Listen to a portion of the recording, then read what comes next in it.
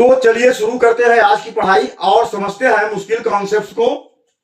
आज का हमारा समीकरण है x प्लस 3y इक्वल 6, जहां 3y इक्वल होगा 6 माइनस एक्स और y इक्वल होगा 6 माइनस एक्स बाई 3।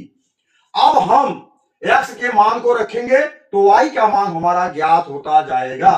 x का मान होगा 0, तो 6 माइनस 0 6 बाई 3 यानी 2। अगर हम x का मान रखते हैं 3 तो y का मान हमारा आता है 1। इसी तरह से अगर हम x का मान -3 रखते हैं तो y का मान आता है, ये 6 3 9 होगा और 3 से डिवाइड होने पर 3 आएगा। इसी प्रकार हम x का मान 6 रखते हैं तो यह हमारा आता है 6 माइनस 6 यानी 0, तो y का मान होता है 0।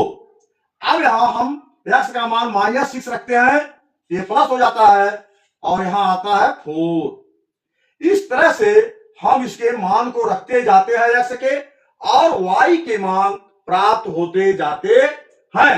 अगर हम यहां रखते हैं x का मान 9 तो 9 में से 6 जाएगा तो -3 डिवाइड होगा तो -1। अगर -9 रखते हैं तो हमारा 15 होता है और y का मान आता है 5। इस प्रकार से x के मान रखेंगे तो y का मान हमें प्राप्त होता जाएगा। अब दो चर वाले रैखिक समीकरण युग्म में अगर एक समीकरण लिया जाता है तो उसके अनंत हल होते हैं। अब यहां हम अगर ग्राफीय विधि से निरूपित करते हैं तो अगर यहां हम देखते हैं x अक्ष है और ये y अक्ष है यानी x0 x डैश एक्सिस और y0 y डैश एक्सिस। अब ये होगा हमारा 0 2।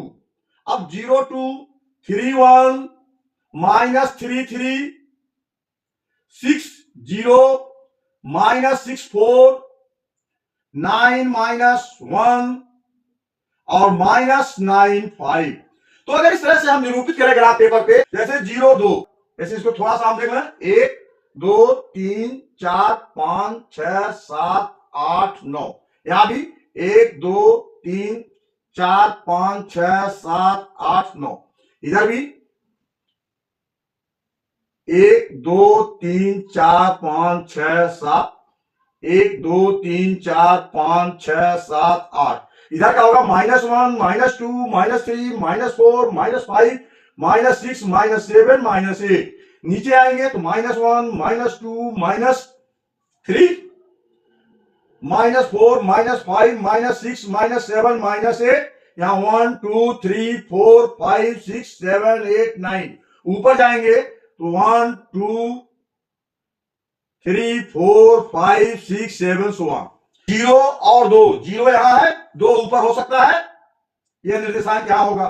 3 और 1, तो 3 हमारा यहां हो सकता है और 1 यहां हो सकता है। -3 हम पीछे आएंगे, यहां पे 3 होगा तो हम जाएंगे ऊपर लगभग इसके सीध में आएंगे और यहां हम जाएंगे यहां हो सकता है। इसी तरह से 6 और 0, तो 6 हमारा यहां होगा और 0 हमारा यहां होगा यानी 6 और 0 यहां होगा। इस तरह -6 और 4, तो -6 हमारा यहां होगा तो 4 हमारा यहां होगा, क्योंकि 4 हमारा यहां आएगा तो यहां हो सकता है। अब इस तरह से अगर हम मिलाते हैं तो ये हमें एक लाइन प्राप्त होती है